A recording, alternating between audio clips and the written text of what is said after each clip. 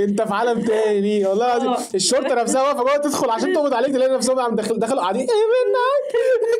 هنقفل معلش والله ايه ده رقاصه يلا نبدا.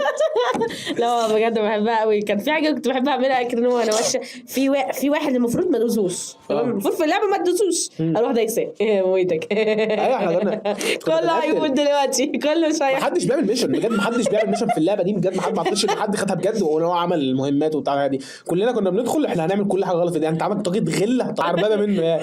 والله اقول لك بقى على حاجه بقى تتكتب في السي في فعلا. كنا فاكرينها وقتها ان هي، انا كنت مشهور بقى ان انا وسط اصحابي ان انا هاكر فشخ. كنت بحط الاغاني بتاعتنا جوه اللعبه، بعرف اشغل اغاني مصريه ومهرجانات جوه لعبه جي تي اي. جامد والله العظيم هي كانت سمك على بولتيه بجد. فاهم انا على وش الميه في 6 راكبين ورايا لابسين بيكيني قاعدين سمك على بولتين ويرقصوا الرقصه بتاعت الديسكو كده. وشربت حجر نعسيش والله لازم يرقصوا الرقصه بتاعت الديسكو برضه.